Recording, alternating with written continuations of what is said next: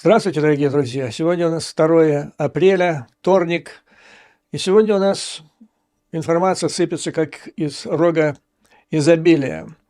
И все на грани сенсации или такой информации о крупных стратегических изменениях в мире, в частности, на полях сражений Украины.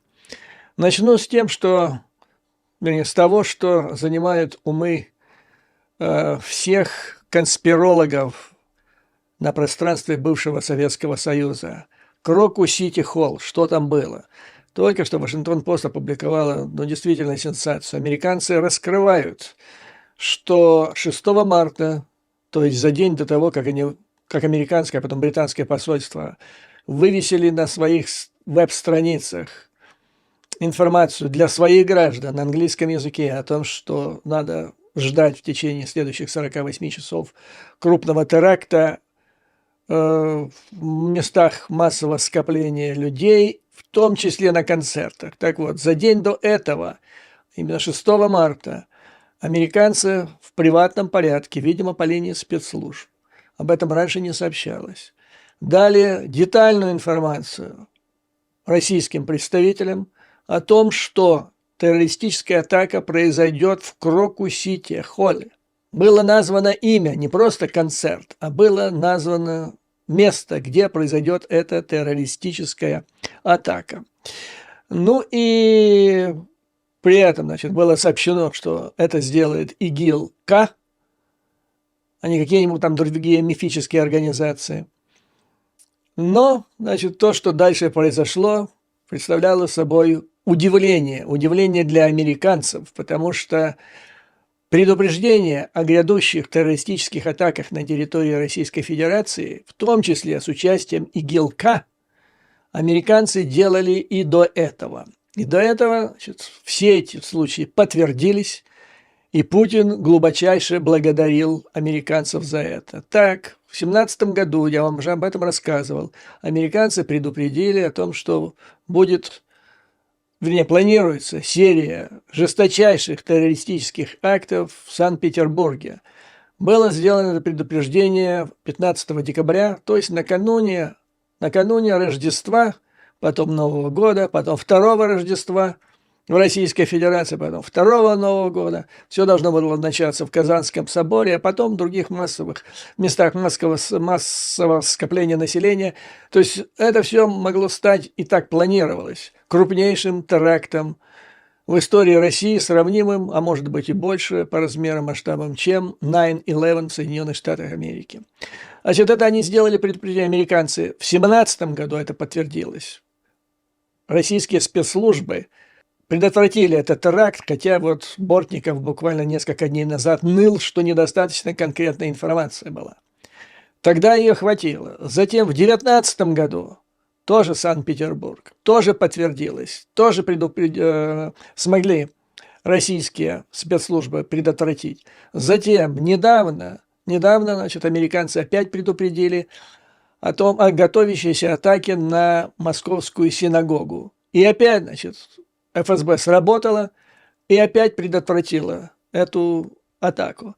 Ну и, наконец, многие спрашивают, хотя я это объяснял, почему американцы, вроде недружественный режим, Путин, не только Путин, американцы и Иран, тоже недружественный режим, предупреждали. Потому что есть в международной практике такое понятие, как обязанность предупредить. Это когда речь идет о террористическом акте планируемом. Ну и тогда невзирая на лица, как говорится, друг, не друг, терроризм считается всеобщим злом номер один, поэтому даже недружественное государство, по идее, должны друг друга предупреждать, что американцы и делали. И повторяю, всегда, до сих пор Кремль и ФСБ высказывали глубокую благодарность. Иран не послушался, заподозрил, что что-то не так. Повторяю, это было в январе этого года, когда собралось не менее 1000 людей в Иране для того, чтобы почтить память генерал-майора Сулеймани, который был ликвидирован в результате спланированной операции спецслужб. Но и вот там был произведен теракт силами ИГИЛ-Хорасан, и погибло не менее 95 человек. И теперь понятно становится, почему на этот раз, значит, Иран предупредил Российскую Федерацию о том, что готовится крупный теракт, которым стал вот теракт в Крокус-Сити. Но иранцы, значит, получили эту информацию от своих собственных источников, от арестованных игиловцев, хорасановцев, если можно их так назвать, те, которые совершили в январе теракт. Среди них был главарь ИГИЛ Хорасан в Афганистане. И они сообщили то, что им было известно о готовящейся атаке в Крокус-Сити. Они сообщили иранцы в Москве. Вот так все замыкается. То есть все подтверждается, как с самого начала сказали американцы. Сказали, где конкретно, сказали, что Крокус-Сити. До сих пор американцы до этого неоднократно предупреждали о других терактах. Все эти, значит, случаи подтвердились, и только на этот раз не сработало. Почему? Американцы предполагали, что то есть 6 числа, вот тогда они сказали в течение 48 часов, и действительно, теракт должен был состояться 8 марта. И в этом случае, если бы это случилось, число жертв было намного бы больше. Но поскольку был сын Агаларова, меры защиты объекта были повышенные, и террористы решили, значит, это дело перенести. И в этих условиях, значит, там что-то в плешивой голове бледной Молли щелкнуло. Потому что вот Нарышкин совсем недавно заявил, что в ответ на данные американской разведки, вот эти данные по поводу Крокус-Сити, Россия предприняла соответствующие меры по предотвращению нападения. Понимаете? Однако на видео, как пишет Вашингтон-Пост, с места бойни в Крокус-Сити 22 числа, видно, что стрелки, то есть террористы, не встретили никакого совершенно сопротивления. То есть, как было дело, значит, как это следует из статьи Вашингтон-Пост, американцы 6 марта предупреждают, Крокус, 48 часов. Как говорит Нарышкин, ФСБ, другие спецслужбы, правоохранительные, так называемые органы, предпринимают усиленные меры охраны, поэтому и нагнали не только из-за Галарова-младшего, но и за предупреждение. Нагнали большое количество полицейских вооруженных. Террористы отменяют этот акт на 8 марта, и в плешивой голове бледной Молли щелкнуло, что это провокация американских спецслужб, что они шантажируют его, пугает его, типа мы организуем террористический акт у тебя, если ты там что-то не сделаешь. Но американцы, естественно, ничего не требовали, но он ожидал, видимо, что это шантаж, это давление на него. Поэтому опустили руки, решили, не свершилось 48 часов, значит, не будет вообще. И тут через 2 недели жареный петух клюнул. Вот, господа, такая ситуация. И все теперь совершенно становится ясно и понятно.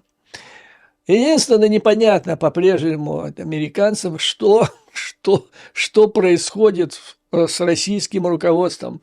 Они пишут, что нападение нанесло еще больший урон имиджу сил безопасности Российской Федерации, который этот имидж стремился создать российский лидер. Это нападение, то есть теракт, обнажил фундаментальные слабости в аппарате безопасности страны, которая была поглощена более чем 2-летней войной в Украине. По словам аналитиков, внутри России оперативники Путина больше озабочены подавлением политического инакомыслия и оппозиции президенту, чем искоренением террористических заговоров и предупреждением террористических актов. Вот он главный месседж, и вот он удар, который бледная Молли окурок в одном флаконе нанесли сами по себе, по своему имиджу. То есть вот это и есть настоящий месседж, главный для орков. Ребята, вас втянули в войну против Украины, и эта война не сделала вас более опасными, наоборот, она поставила вас в опаснейшую ситуацию. Уже нет сил и средств у путинского государства вас защищать. У него едва хватает сил воевать в Украине. А вы теперь совершенно беззащитны. И ваша ситуация стремительно, то есть ваша безопасность стремительно ухудшается. Вот и это и есть главный вывод, по мнению американцев, из того, что произошло. Ну, надеюсь, после этого последние сторонники конспирологических теорий свернут трубочкой всевозможные теории и куда-нибудь их отложат на лучшие времена. Хотя я знаю, что конспирология – это статус души, особое, так сказать, состояние души и ума, которое никакими доводами не лечится, то есть убеждения, они здесь никак не работают. Ну, с одной стороны, это где-то скрашивает жизнь, делает ее более интересной. То есть люди разыгрывают сами для себя в своем сознании захватывающие триллеры там и так далее. Но, по-моему, совсем уже ясно. Я не вижу здесь варианта для того, чтобы Путин провел свой террористический акт со своими спецслужбами. Следующий важнейший материал, это CNN опубликовала сегодня, материал по поводу грандиозных успехов вооруженных сил Украины в использовании дальнобойных дронов. Речь идет о тех дронах, которые вот последние дни наносили удары по объектам нефтепереработки Российской Федерации, поражая с точностью до метра, прежде всего, нефтеперерабатывающие предприятия Российской Федерации. По словам источников CNN, это стало возможным, потому что драматически и быстро увеличилась дальность, радиус действия этих дронов. Во-вторых, это стало возможно в результате применения искусственного интеллекта. Искусственный интеллект, как объясняют источники CNN, он представляет собой компьютер, который находится на борту этого летающего аппарата, и он ведет этот дрон к цели. Причем работает он в автономном режиме, ему не надо внешнее управление, ему не нужен GPS, ему не надо спутники, ему не нужны станции управления, наземная станция управления. Поэтому он совершенно невидим для радаров противника. Он летит ни с чем не связанный, абсолютно ни с какими электронными сетями. И этим объясняется и точность его попадания.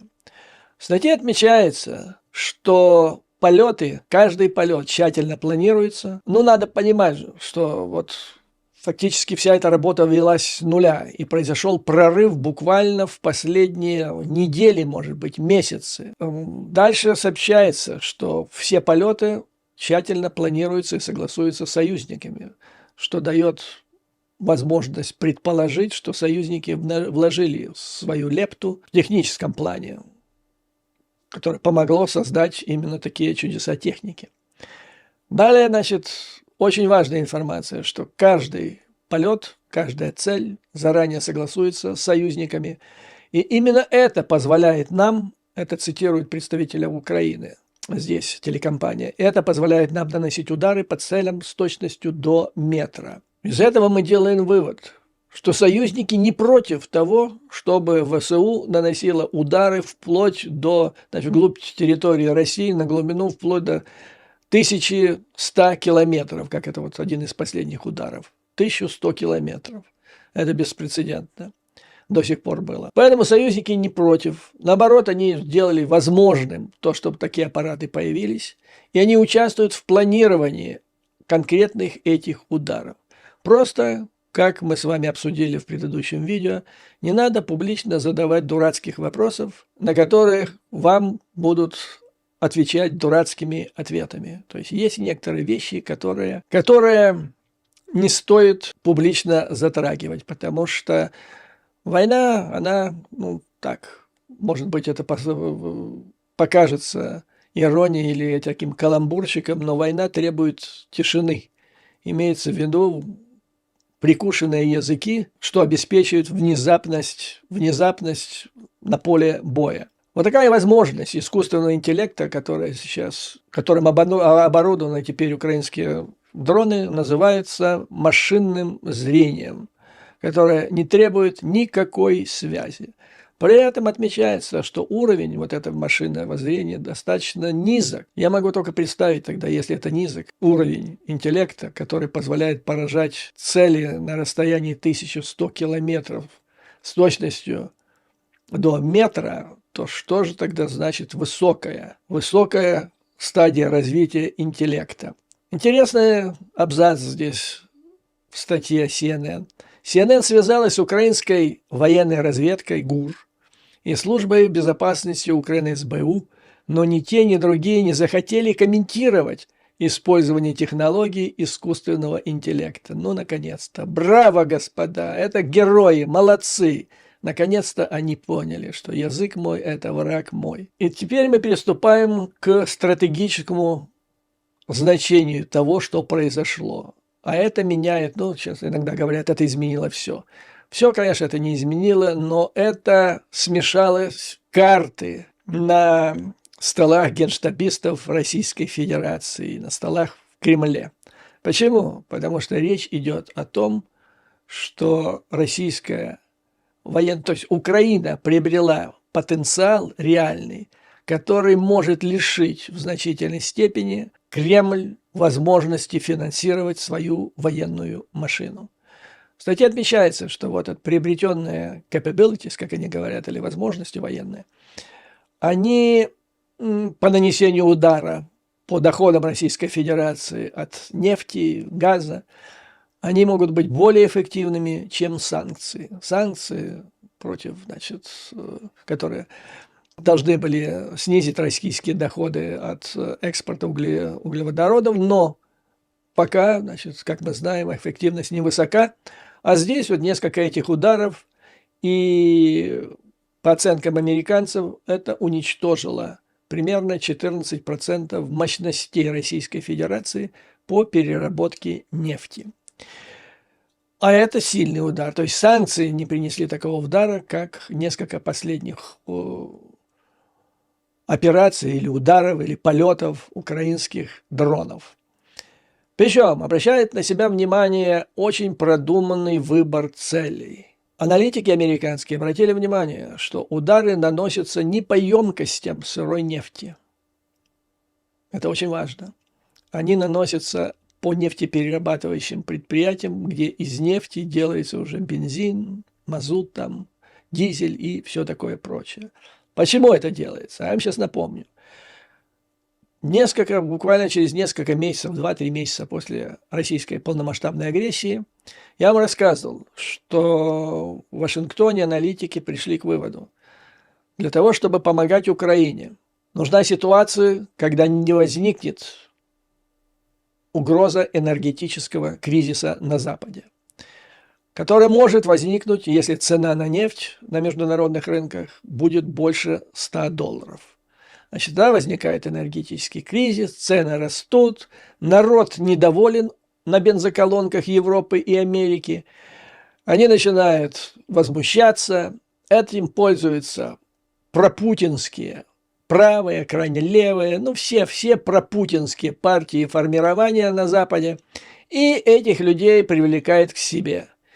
И стремительно набирает, значит, силу пропутинский электорат и те политики, которые его оседлали, и они кричат: надо завязывать с помощью Украины. Как вот сейчас кричат маговцы в Соединенных Штатах и трамписты в Соединенных Штатах Америки. Чтобы этого не произошло, нужно держать цену ниже 100.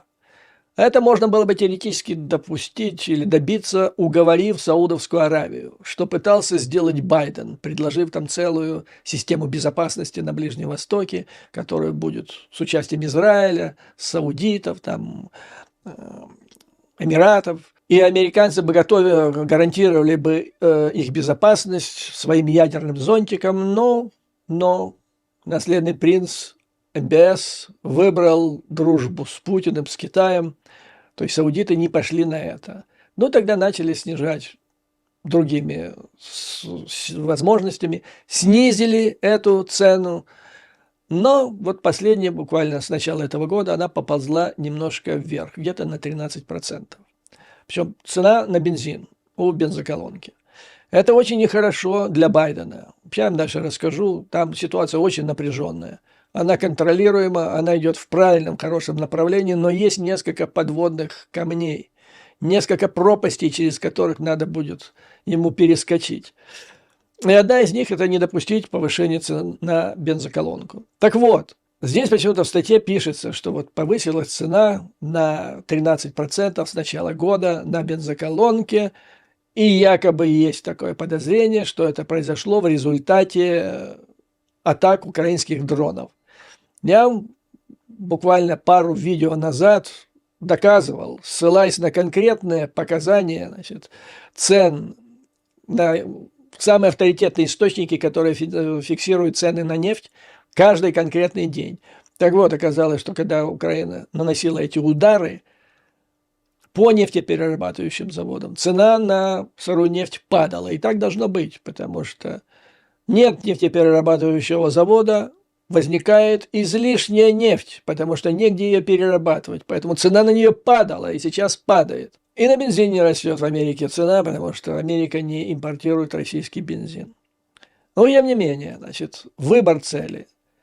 Не наносится удар украинских дронов по, первое, там, где есть сырая нефть, по емкостям сырой нефти. Не наносится удар по хранилищам с бензином там, и другими, значит, отработанными, то есть полученными от переработки нефтепродуктами, хотя сейчас их меньше становится. Наносится удар России по возможностям перерабатывать сырую нефть. И это правильный вариант. Кроме того, вот теперь стратегический вариант. Это еще не все, что может сделать Украина теперь при помощи новых появившихся возможностей. Самое страшное будет, если Украина начнет наносить удары по терминалам в портах Российской Федерации, по терминалам, где скапливается и загружается на танкеры сырая нефть, ну и какое-то там количество нефтепродуктов. А Украина может это делать. Одни из крупнейших терминалов – это Новороссийск на Черном море, ну и там на Балтийском море, которое стало теперь натовским озером. Итак, тонкий намек, который прослеживается в этой статье, что сейчас есть какое-то взаимное понимание между американской стороной и украинской стороной, что до наступления ноябрьских выборов Украина не наносит удар по емкостям сырой нефти на территории Российской Федерации, чтобы не поднимать цены на эту сырую нефть на международных рынках, что ведет к повышению цен на бензоколонки в США. Не наносится также удар по терминалам, потому что, опять-таки, это приведет вот к нехорошей цели, нехорошим результатам на бензоколонке. Но это все, это ограничение, которое перестанет играть роль после ноябрьских выборов. И вот тогда оно все и настанет. Тогда Украина будет, извините за выражение, мочить по самым болезненным объектам Мордора. И это с точки зрения военной, да, это основные источники доходов Мордора, которые позволяют ему финансировать свою военную машину, раз, но и не надо забывать об остальных. Потому что фактически любой теперь объект Российской Федерации, любой на расстоянии минимум 1100 километров от украинской границы в поле поражения с точностью до 1 метра. И вот вам и оружие возмездия.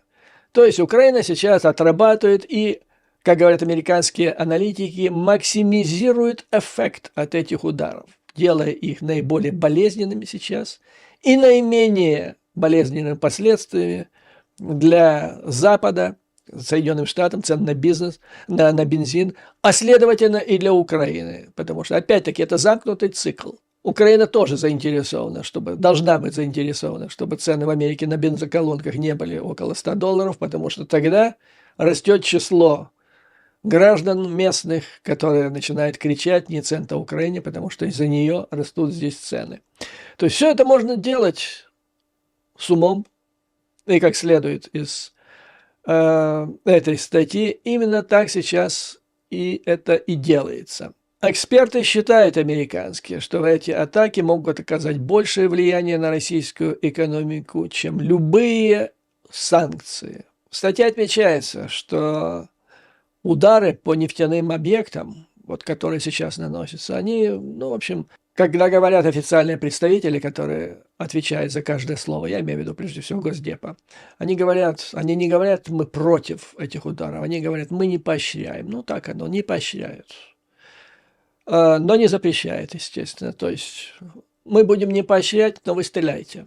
Примерно так. Но более, как они пишут, более серьезное беспокойство, по мнению экспертов, вызывает то, что Украина не остановится на нефтеперерабатывающих заводах. Ну, то есть она начнет не только по портам, но и, может быть, и почему-то другому. Ну, скажем, тут, правда, даже об этом не пишется, но напрашивается на язык центры принятия решения. Поэтому Мордор и его руководители теперь должны понять, что оружие возмездия есть, и им надо очень хорошо думать, прежде чем эскалировать обстановку. Тут вообще вот такое мнение высказывает один из аналитиков. Если бы пострадал один крупный экспортный терминал, ну, скажем так, Новороссийск, думаю, влияние на рынки было бы существенным. Скромно говорит один из аналитиков. Существенным — это очень серьезно.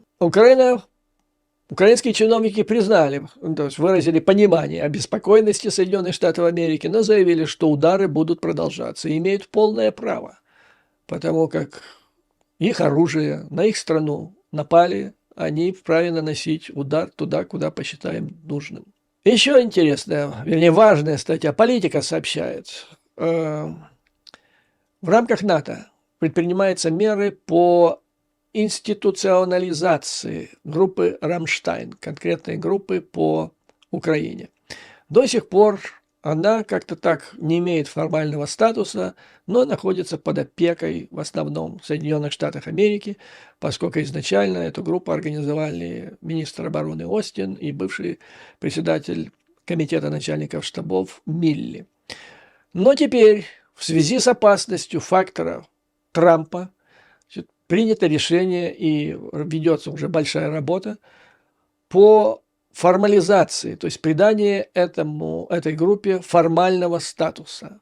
Сделать ее не просто так хурал, где представители большого там 200, сколько их там, не 200, там около 30 стран уже, да, и даже больше, время от времени собирается, но чтобы это была формализованная структура, которую делают в рамках НАТО, то есть организации. Потому что предполагается, вернее, планирование по худшему варианту, если следующим президентом станет Трамп, чтобы он не смог против нее ничего сделать. Проще говоря, закрыть.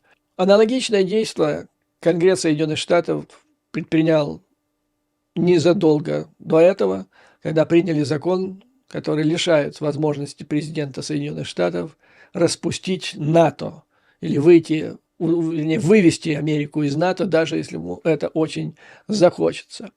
Да, европейские чиновники очень обеспокоены возможностью прихода к власти Трампа. Считается, что это может привести к хаосу, дезорганизации, сумбурному развитию событий. Но формализация рамштайнской группы под эгидой всего НАТО позволит другим странам Альянса иметь большее влияние на процесс в случае переизбрания. Это говорит о том, что никто Украину не оставит. Решение принято, это политическое решение. Что бы там ни случилось в Соединенных Штатах Америки, Запад, и прежде всего костяк – это Евросоюз и европейские страны НАТО, будут продолжать оказывать помощь Украине. Вот цитата одного из натовских аналитиков. Передача этого проекта, то есть это группа «Рамштайн», ведение НАТО, изолирует его от президентства Трампа или даже от Соединенных Штатов Америки, которые могут отвлечься на Китай и не смогут продолжать этот проект или не смогут наладить собственное финансирование. Дальше тему Трампа продолжает Нью-Йорк Таймс. Газета анализирует интересную тему. Оказывается, вот до сих пор считалось, что Америка, то есть самый страшный стратегический враг Соединенных Штатов – это Китай. А теперь оказывается, что Китай, если выбирать из двух возможных вариантов, Трамп, следующий президент, и Байден, Китай, судя по статье аналитики в Нью-Йорк Таймс, Китай уже выбрал Трампа. Казалось бы, парадокс, потому что Трамп первый начал торговую войну с Китаем. Правда, это была не системная операция, не системный какой-то проект, а бестолковый, сумбурный, как большинство того, что выходило от Трампа. Но есть факты. Уже работают тролли-фермы китайские, отмеченные, за ним следят. В частности, на этом X, который бывший Твиттер, где китайцы, выдавая себя за американцев, за сторонников Трампа, вот за него и топят. Они полощут Байдена, смеются, издеваются, ну, в общем, всячески его поливают, как это российские тролли делают. И наоборот, Трамп их герой. То есть Китай, это замечено впервые, начал работу в аккаунтах фальшивых, скрытых, замаскированных, где они топят за Дональда Трампа. Пока отмечается, что это только начало.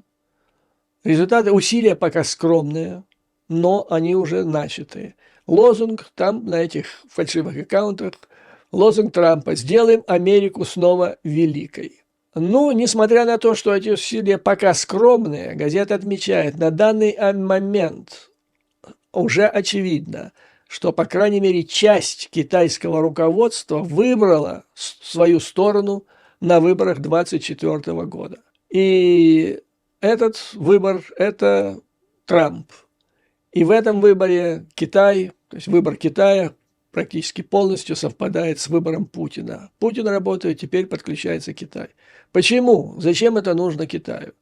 По следующим соображениям. Ну, во-первых, Трамп – это изоляционизм. Страна замыкается в себя, якобы делая себя великой. Она освобождает геополитическое пространство на всем мире, которое тут же заполняется Китаем прежде всего, ну и там где-то там на подтанцовке Путин. То есть Трамп освобождает просто так вот, ни за что, отдает территорию влияния Запада, прежде всего Соединенных Штатов Америки, дарит это все Китаю и примкнувшему к ней Китаю Путину. Второе – это хаос. То есть здесь сомнений нет, что Трамп президент – это хаос в Соединенных Штатах Америки, хаос в отношениях между американцами и их традиционными союзниками в Европе. Это как раз то, что нужно Китаю. То есть хаос он уже внес, он еще не президент, но он уже внес хаос внутри страны. В частности, налицо раскол в республиканской партии, и мы это наблюдаем, в частности, в отношении пакета помощи Украине, когда значительная часть возмущенных представителей республиканской партии выходят оттуда, доведя эту партию до того в Палате представителей, где у нее сейчас преимущество висит на волоске всего в один голос. То есть вот вам и два самых главных преимущества, которые Китай надеется получить в том случае, если Трамп станет президентом. Они получат хаос в западном мире, которым воспользуется Поднебесная, и они получат уход практически с геополитического пространства Соединенных Штатов, вынуждена будет откатиться и Западная Европа, и без единого выстрела туда входит со своими интересами Китай и в какой-то степени, может быть, Российская Федерация. То есть политический хаос в Соединенных Штатах позволяет другим странам, в частности Китаю, усилить свое глобальное влияние. И вот что интересно, то есть газета заканчивает мыслью. Поразительно то, что крупнейшие глобальные соперники США считают, что победа Трампа послужит их интересам. Есть еще одна тема, почему они так считают, хотя вот в этой статье Нью-Йорк Таймс об этом как-то так умалчивается. они понимают, что Трампа можно купить. И вот в частности, буквально на днях, несколько дней назад, прошла информация о том, что Стив Беннон, это идеолог трампизма, он был главным советником Трампа, когда тот сидел в Белом доме. Потом они рассорились, Беннон ушел, но, так как говорится, милые бранятся, только тешатся. Считается, что если Трамп станет президентом, Беннон – это мозг, можно сказать, Трампа в плане идеологии, в плане стратегии. Считается, что Беннон вернется обратно. Так вот, значит, недавно он выступал на каком-то телеканале трампистском, местном. И там речь зашла о резком изменении позиции Трампа по вопросу о ТикТок. Вы, наверное, помните, я вам рассказывал эту историю, что Трамп еще во время своего президентства начал выступать за то, чтобы забрать ТикТок у китайцев. То есть поставить ультиматум. Или компания ByteDance китайская, которая владеет сейчас ТикТоком, продала этот ресурс, и тогда пусть он работает в Соединенных Штатах Америки. Если не продает, все, запрещается, ТикТок изгоняется. Ну и Трамп был за это, за то, чтобы изгнать, поставить так вопрос перед китайцами, изгнать китайцев из информационного пространства Соединенных Штатов. И это подхватили его сторонники в республиканской партии, дошли до того, что вот совсем недавно, значит, приняли чуть ли не единогласно соответствующий законопроект в Палате представителей. И тут вот буквально накануне, за день до этого, гром среди ясного неба, Трамп резко меняет свою позицию. Он говорит, что не стоит этого делать, потому что если мы изгоним ТикТок, то его место займет Facebook во главе с, как же он его назвал, Цукершмакербергом, вот так вот как-то перековеркал фамилию Цукерберга. И говорит, нам не надо такое.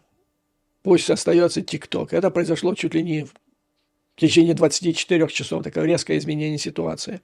И когда у Беннона спросили, а что произошло, он все, как говорят, деньги купили. И пошло, значит. Беннон признал, что Трампа купили. А как его купили? Он тогда именно вел переговоры с Джеффом Ясом. Это крупнейший инвестор в TikTok. Вернее, в материнскую компанию TikTok, в ByteDance. Он купил акции этой компании в 2012 году, а теперь его доля там составляет 26 миллиардов.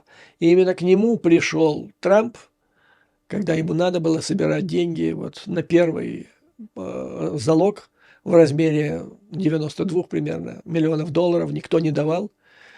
И тогда он пошел просить у сначала Маска, Маск отказал, тогда он пошел к Ясу. О чем они поговорили, никакой информации, значит, официально опубликованной не было, но потом он резко изменил свою позицию. А через некоторое время появились у него 91 примерно миллион долларов, правда, дала другая компания ЧАП, которая с китайскими интересами. И вот, кстати, когда Нью-Йорк Таймс, значит, описывала, почему Пекин видит шанс в случае избрания Трампа, там вот и намечалось, что уже работает в Китае компания ЧАП, которая видит новые перспективы в случае прихода Трампа в Белый дом. Итак, значит, третий фактор, почему Пекину хорош Трамп, возможность его коррумпирования. Эту же тему продолжает Сет Абрамсон, известный исследователь, автор нескольких бестселлеров. Он объединился, он, помимо всего прочего, является одним из известных биографов Трампа, известных в Соединенных Штатах Америки. Вместе с 5 другими основными, самыми знаменитыми биографами Трампа, знатоками Трампа, он провел исследование по поводу того, ну ладно, только что мы с вами обсудили, откуда Трамп, может быть, взял 90, ну мы знаем, это ЧАП, но ЧАП ли дала, может быть, это еще как-то там поспособствовал этому делу Джефф Яс, потому что, ну, вот как пишет Абрамсон, ситуация кристальна, как слеза ребенка. Ни один бизнес, ни один банк в Соединенных Штатах по чисто деловым основаниям не даст Трампу ни копейки, потому что, ну, репутация у него такая. Он никогда не отдает долг, а когда ему начинает требовать, чтобы он возвратил кредит, он всегда затевает свару, он всегда, значит, начинает предъявлять судебные претензии к кредитору, превращает их жизнь в сплошной ад, поэтому с ним уже никто не хочет связываться. И вот единственное, кто может ему дать деньги, как пишет издание, это те, которые хотят что-то поиметь в случае, если он станет президентом. То есть чистый расчет, коррумпирование Трампа сейчас, чтобы потом он тебе отплатил. Это значит во внешней политике, ну, вернее, во внутренней политике. Но самое страшное, как отмечает Нью-Йорк Таймс и потом Сет Абрамсон, это коррумпирование Трампа во внешней политике. Здесь появляется опять образ Китая. То есть деньги ему может давать только тот, кто хочет, планирует его коррумпировать, то ли внутри, то ли вовне. Так вот, значит, они анализируют ситуацию, обращают внимание, вот эти 91 миллион долларов, который нужен был той женщине, которую он, как говорят, изнасиловал. Он наскреб эти деньги по сусекам, как говорится, в последнюю минуту, когда истекал срок подачи. И Абрамсон вместе с остальными первыми знатоками в Америке Трампа, они говорят, что ну, не было у него лично таких денег. Просто не было. Далее, знаем, то есть формально взял на себя Гринберг и компания ЧАП. Но теперь ему надо отдать было 500 миллиарда. Правда, судья, непонятно, апелляционный суд Нью-Йорка, непонятно за что, снизил это все до 175 миллионов долларов, но их тоже не было, тоже не было. И вот теперь, значит, вариант, они появляются, причем не в последнюю секунду, как он наскреб 91, а теперь в 2 раза больше, и появляется за несколько дней буквально до того, как он должен сделать этот взнос. Все 6 биограф Трампа уверены в том, что тут что-то нечисто. И они теперь исследуют источники, откуда эти деньги могли появиться. Ну, посмотрим, это будет интересное, будет расследование, но на карту поставлена вот, то есть национальная безопасность Соединенных Штатов Америки, поскольку он уже опутан по рукам и ногам, и придется расплачиваться стране. Теперь это, в частности, это обстоятельство где-то объясняет, почему Трамп упер несколько это так мягко сказано, много ящиков совершенно секретной информации с документами по вопросам национальной безопасности Соединенных Штатов Америки, ну, может быть, вот на черный день, когда нужен будет залог под его судебные иски. Меня еще спрашивали по поводу Кеннеди-младшего, господа, но это настолько взрывоопасный вопрос, и настолько его надо в деталях рассматривать. И я думаю, что мы это сделаем с вами в следующем видео. А пока, как видите, военные возможности и стратегические Украины стремительно растут, и возможности Украины в противоборстве агрессору за последние буквально недели значительно расширились и усилились.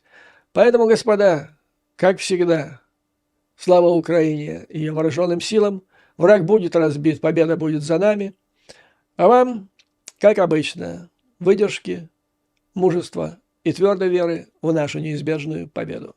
До новых скорых встреч!